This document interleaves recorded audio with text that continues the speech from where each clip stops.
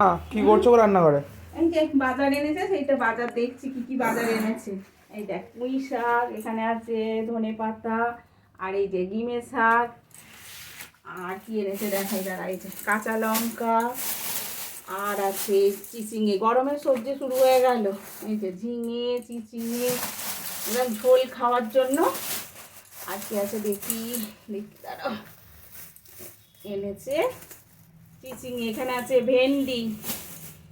একদম শীতকাল, শীতকাল বলছে গরমকালের সবজি। যে বেগুনটা যদিও সারা বছর, সেটা নয়, ঝোল খাওয়ার জন্য একদম তৈরি।